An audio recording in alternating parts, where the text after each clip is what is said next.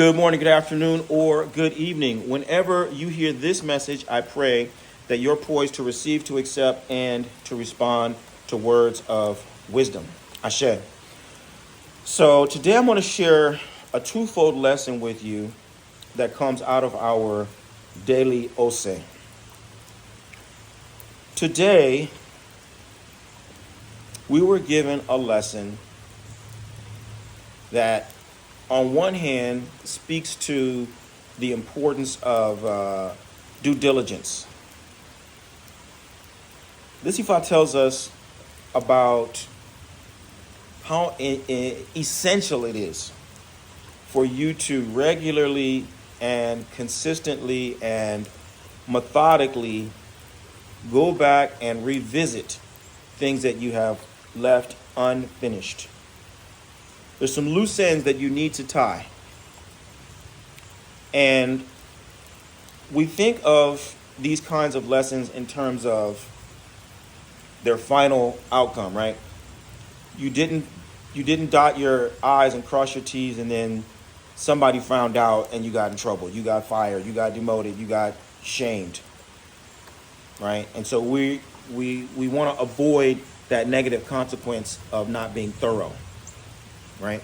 But there is a bigger cost, a more important cost, which is just the anxiety that you experience until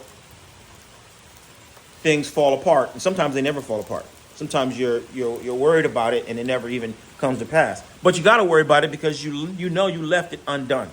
You know you didn't close that door. You know you didn't sow that bead. You know that you did not cross your T's and dot your I's. And so you're anxious, reasonably so, because at any point, it could create a bigger problem for you and other people.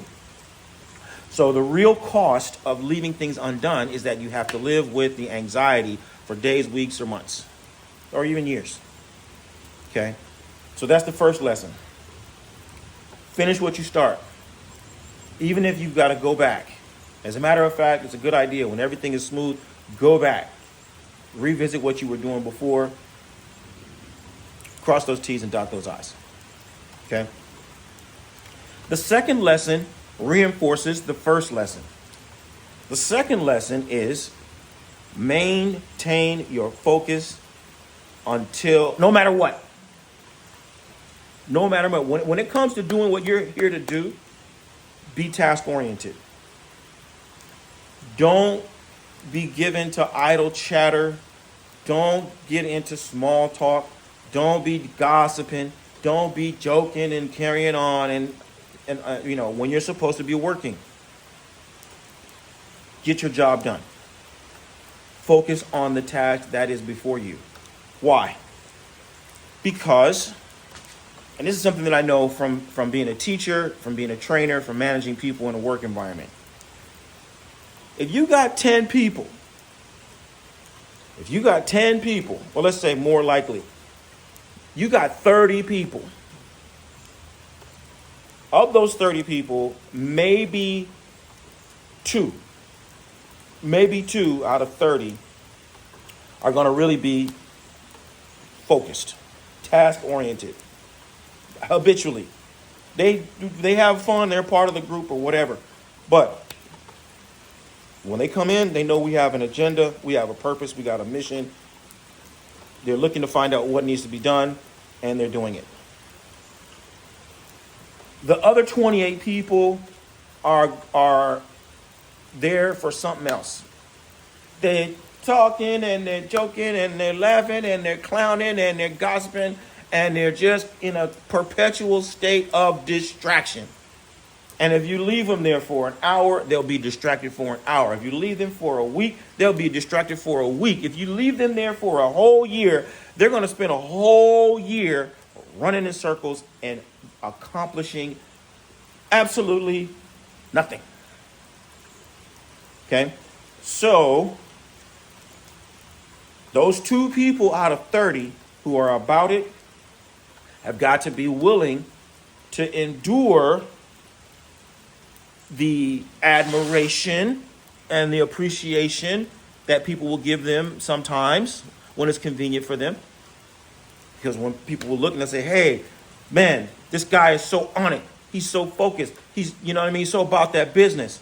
Oh man, she's so serious. She's so dedicated. She's so disciplined.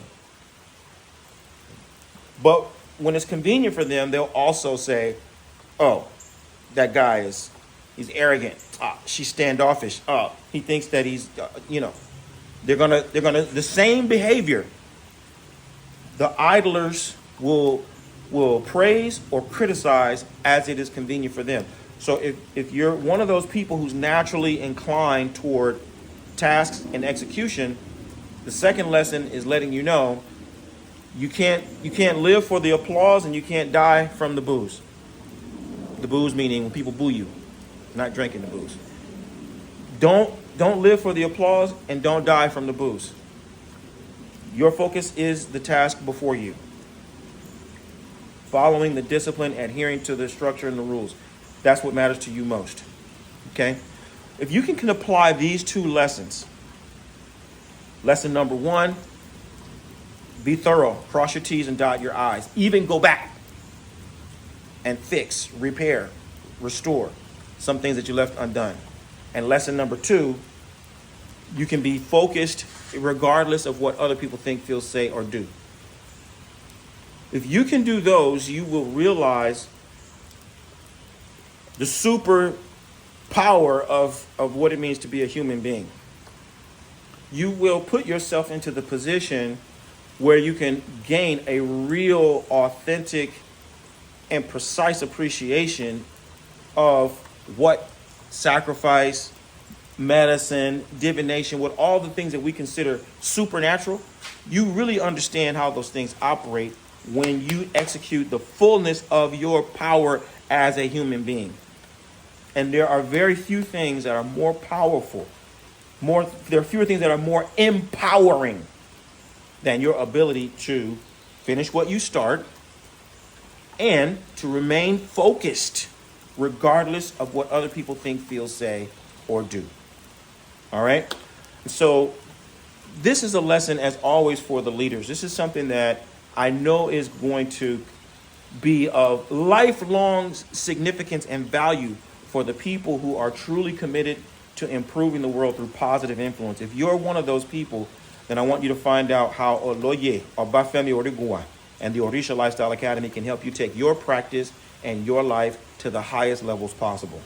Visit me today at obafemio.com or orishalifestyle.com. Look for enrollment opportunities in the School of Orisha Studies, and let's start working together that will help you in ways that will help you live the medicine that will heal your life. It will heal your life and heal the lives of those who you are destined to serve.